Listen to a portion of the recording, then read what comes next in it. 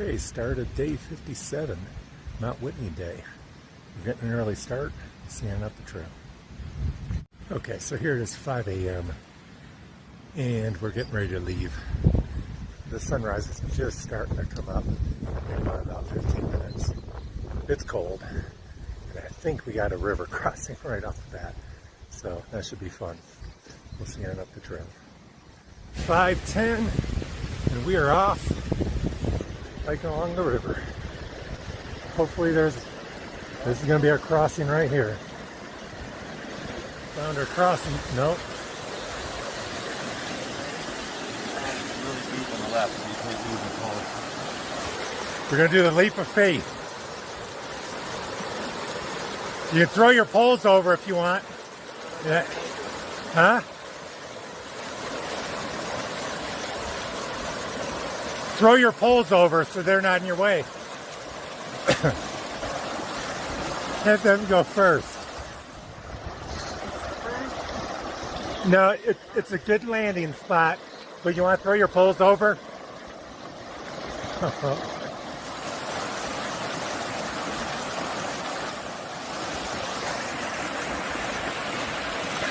Okay, so Dr. Tom with the short legs is probably the smartest one, and he's going to just ford it. Me and Blackout made a cross, but Gandalf got his feet wet, came up just a few inches short.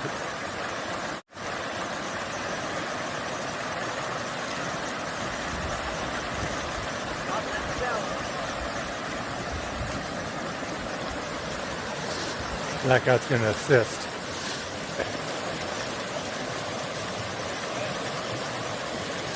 Good job.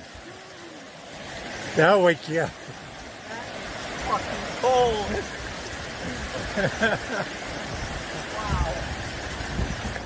Our views all the way around. Sun's coming up over the mountains. You got Guitar Lake right in front of us. And more rugged mountain peaks lit up by the sun. And we're headed over those peaks, over top to Whitney.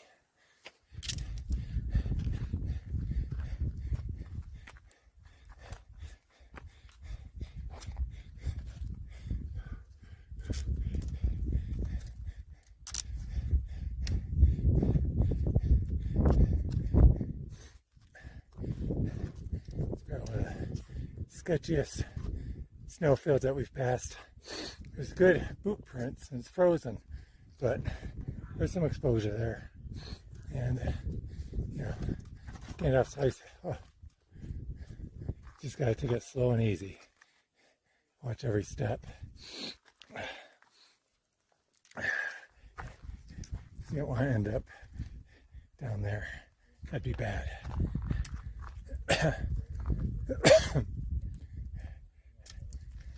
Just go nice and slow.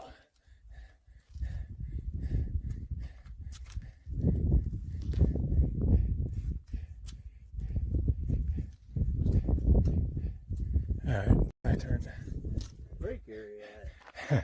One more shot. Huh? One more shot. A little higher up.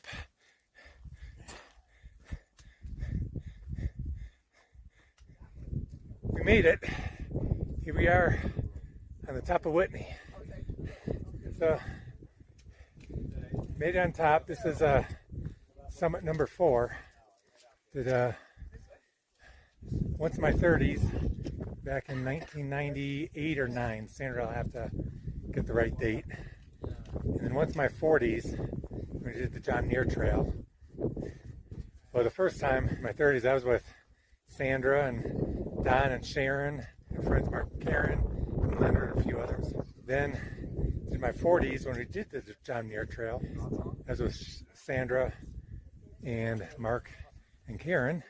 That's somewhere around 2008. Sandra can get the exact date. Then I did in my 50s with my friend Jim Olson. That was just a couple years ago, I think 2002. And then summit number 4 is on the PCT, 2004. And never get tired of the views up here. Just gorgeous here with all the snow-capped peaks.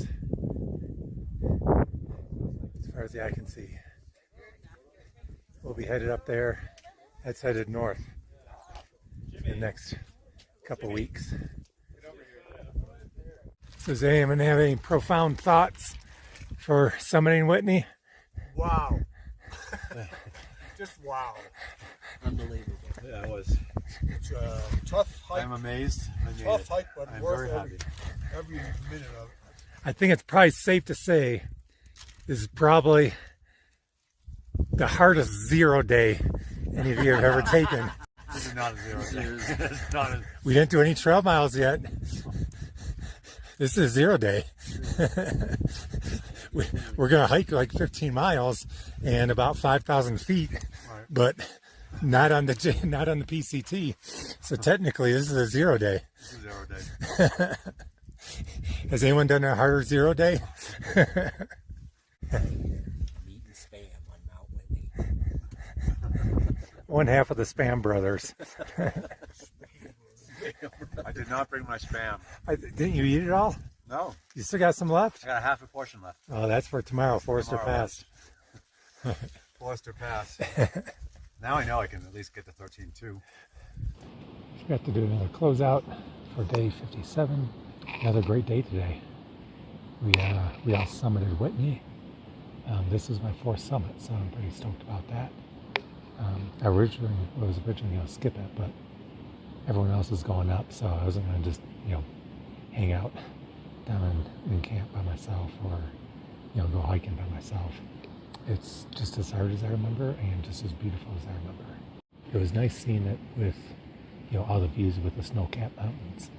I've seen it before with just a little bit of snow, but here there's, a lot of the peaks had snow. Really different, really majestic. The route up wasn't too bad. It was, steep as always. Most of the snow is melted.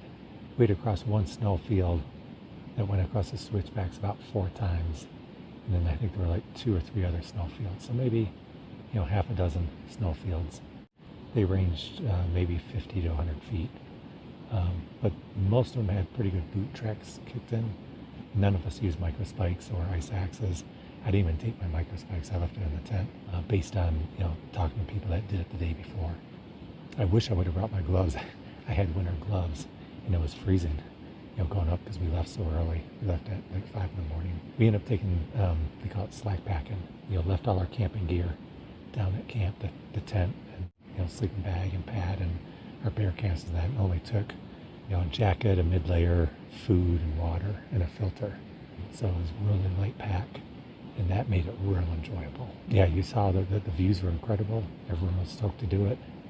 We're camping back at Crabtree Meadow. We were thinking about going up the trail a few more miles to set ourselves up for Forester Pass.